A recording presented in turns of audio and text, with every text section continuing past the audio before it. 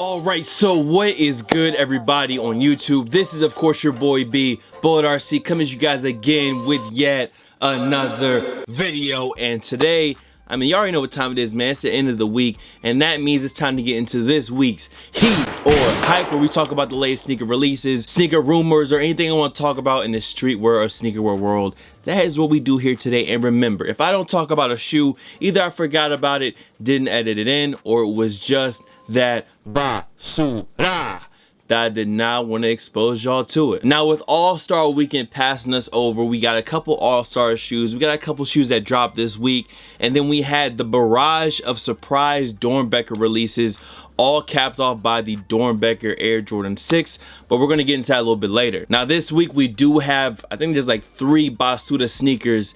And one is going to be, I don't want to say the first sneaker we're talking about is Basuda, but I'm mad at myself for buying it. But before we get into all that other shit, listen, this Saturday, SampleInd.com, new denim jackets are dropping. Now, I don't know if I'm going to be able to drop a full clothing haul, so that's why I'm just letting y'all know on Saturday. So if they sell out, listen, I told you, denim jackets, all chenille back here, all over black. Yes, they do have pockets. Yes, they do have custom sample denim tagging. Y'all already know how we do. It's a lightweight denim jacket, but all over Chanel. And this is going to be dropping Saturday at 8 p.m. on March 2nd. Blam, it's here. I told you. And for those that have been asking me about this hat, it's on the way. This has been a sample of the sample hat, but we finally got it made. So these are on the way as well. So first up for this week, we got a sneaker that I bought. And honestly, I'm mad at myself for buying it. And I only bought it because I didn't think I would get through. I was kind of just testing the waters, and it actually went through and I got the sneaker. And that is the Couture, or the Defiant Air Jordan 1. And when I looked up the shoe, I thought the story was gonna be, hey, when the Jordan 1 was banned, they still wore it. MJ still wore it, you know, Nike was still paying the fine, they're being defiant. So that was the story. But then when I read about it, it mentioned that, but it also said it features a bold racing stripe, and it also has ties to fashion culture with the elevated materials. So what is it? Like, what is this sneaker? Is it, you know, for fashion elevated materials? Is it a racing stripe on the side? Is it for when Jordan, you know, was defiant and Nike was defiant when the Jordan first came out and it got banned, but they were still wearing it? Like, what's going on here? What is the story with this one? And if I'm going to be 100% honest with you guys, y'all know it's not like I just hate on ones for no reason. I got a stack of ones behind me. These shits are not it, bro. And I was angry at myself for buying these because I just felt like it was a bullshit Jordan release and people were trying to hype it towards the end, and they're weak, bro. The Defiant Air Jordan 1s are weak. They don't look good in my opinion. The best thing about it might be the materials, but I've seen somebody's toes creased all the way up on Twitter, so I don't know, bro. This week we also got the Salt Yeezy 700 release. And y'all kind of already know how I feel about these. I believe I talked about them last week briefly, but the colorway on these is pretty weak. I was trying to get a pair early to just do a review for you guys, and I was gonna let them go afterwards, to be honest with you. The whole upper being the salt color and with the black, I mean, to me it's just a weak colorway. The Inertia is a lot better colorway dropping, and I believe the Inertias are actually dropping on March 9th. I believe I was going to mention that later, but yes, the Inertia Yeezys are dropping on March 9th. And if you skipped the Salt pair to get this Inertia pair, I definitely understand. The Salts are weak, bro. I'm sorry. You know, Couture ones, Defiant ones, weak. Salt Yeezy 700s, weak. Let me check to see what else is next. Now, I'm pretty sure I talked about these last week, but the Galaxy Zoom rookies, did I get a pair? No. I had a spot around me locally that had them. I don't really know how the release was. Just had some shitty days this week, to be honest with you guys. And towards the end of the week, the weekend, bro, I did not really feel like going anywhere or doing anything. That was just how I felt. And unfortunately, me feeling like that, I didn't want to even go out and try to camp. I just really wasn't in the mood. So I kind of fumbled the pass here. I probably could have gotten them if I really wanted to go out there and camp kind of hard body for them. But I just didn't want to jump through the hoops this time. You guys know I've jumped through many hoops to get sneakers, and this weekend I just wasn't going for it. But this sneaker still is heat. It is fire, and I think it's around $300 for my size right now, 300 to 310, I believe. So if I wanted to get them, they're still attainable. But me personally, did I cop them for retail? No, but I seen a couple people hitting, so I'm glad some people hit on these. Up next, we also had the Puma, and I believe the brand's name is Adder Error. I've seen the brand before. I just, you know, never bought anything. That's usually what happens with me. Like, I see brands kind of like a while ago, and I'm just like, I like that, it's kind of nice. I never buy anything, and then the popularity starts rising. But either way, seems like a pretty cool brand to me. And they have a whole bunch of stuff dropping with Puma. They have clothing, accessories, as well as shoes, and there's 5 pairs of shoes they drop, but my favorite 2 being the Cell Venom and also the RSX. The RSX I was gonna buy right before I did this video, and the Cell Venom, I was gonna buy both of them together, but the RSX is actually sold out on Puma.com, as well as the Venom is pretty much still available in most sizes. So I was actually gonna cop both of those for myself and maybe a crew neck or something, because I was actually really digging this collab. But yes, Puma and Adder Error. If I'm saying it wrong, I'm pretty sure somebody out there will correct me, but if you know, then you know, and if you don't know, that's fine. But 5 new shoes dropped and a whole bunch of clothing dropped, and that's all on Puma.com. But I feel like some of the stuff is missing because there's a lot more clothing that I just didn't see on the site. But Puma and Adder Error, really quick, that was one that I felt like some people might sleep on this week. So this week we got all these releases of Doernbecher retros. Some Doernbechers we thought we'd never ever see again, and I believe it's for the 15th anniversary of the Doernbecher freestyle type collection. Now first up, we got the Air Max 95 Doernbecher right here, and I'm not gonna lie to you guys, I went in for every Doernbecher sneaker. My favorite Doernbecher sneakers are the Nike Free Run 2, that's like blue and orange, as well as the Doernbecher Air Jordan 6, which is why, I mean, spoiler alert, I did not get the Doernbecher Air Jordan 6s.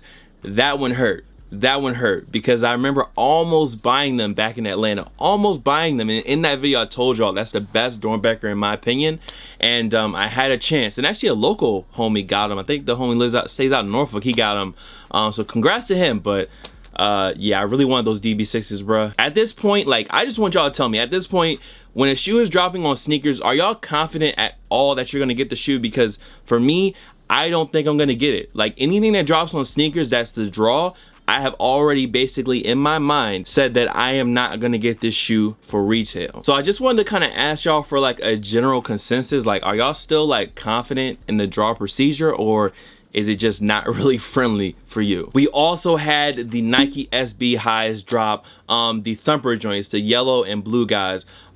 I didn't really want this sneaker. You know, I don't have any Doernbecher shoes. There was never really a point where I was collecting Doernbechers. I've never owned any Doernbecher sneakers. They were just really cool designs, and I could get behind the message and what was going on with it. So if there was ever a shoe that I kind of liked, I would have grabbed. But with the draw, that makes it a lot harder for me. So no, didn't get these either, but I didn't even try for these. Another big one, DB foams. The Doernbecher foams returned out of nowhere. Now this one, I don't think anyone could have seen unless you were just behind the scenes at Nike and you already knew what was going on. But Doernbecher foams dropping again, retroing, that is quite possibly the last thing, not even on my mind of things that Nike would be doing right now or bringing back. But lo and behold, man, Doernbecher foams released, and I am always saying make foams great again, and I think this is one of those greats from the foam posits, and I'm not mad at this at all, bro. This is a fire pair of foams, and I mean, I went in for them, and you guys already know the outcome with that Nike draw for me, so didn't get them. We also had this women's free run 2. Now I don't really like these, you know what I mean, and plus it's for small feet gang only, so I didn't go for them at all. Like I said, my favorite, or one of my favorite Doernbechers, is the free run 2 that was, I believe it was orange, gray, and blue, and they released a very long time ago. But I really love, I mean, the free run 2 itself is one of my favorite Nike models. I still have a base model from like the outlets that are down here because I love that shoe. It was so comfortable, so easy to wear. Free run 2 is a great shoe. Now these also popped up this crazy pair of Air Jordan 1s. Nobody really knew what was going on at first, but then it was revealed that it was a shoe surgeon custom, and I think there was like 5 or 6 pairs made, and obviously it's for the Golden State Warriors. And these, I mean, the shoe surgeon definitely did his thing on these with the patent leather, the fly wire, the laces, the net on the upper. I mean, he cracked these joints, bro. That's all I gotta say. The theme, materials, using the like jersey mesh on the side, like, I mean, he did it. He did his thing on these. This new model also popped up. This is called the Adidas Oswego Neoprene, and I believe it is based off an old 90s Adidas sneaker. As far as the silhouette and shape, it's not too bad. It kind of reminds me of the Adidas, what is it, the LXX Con or whatever that new shoe that Adidas is doing. It kind of reminds me of that. It also kind of reminds me of maybe the Yeezy 500 with the bottom. It's kind of pulling and taking from different places. And it's kind of that same line of shoes like, what is it called? What are they called? Something like the Young One, where they take a sneaker and then they re-retro it somewhat and kind of modify it. So the shape seems fine, the shoe seems fine. Is it really blowing me away? No, but I mean, it's not a bad new Adidas model. Neither is the LXX Con or whatever it's called. They're not bad, but they're no NMD or Ultra Boost. Sorry. Now this week, just to keep all the basura at a low level and together, I put all three of these sneakers, you know, right next to each other on the list. And you have this all leather Air Jordan Future.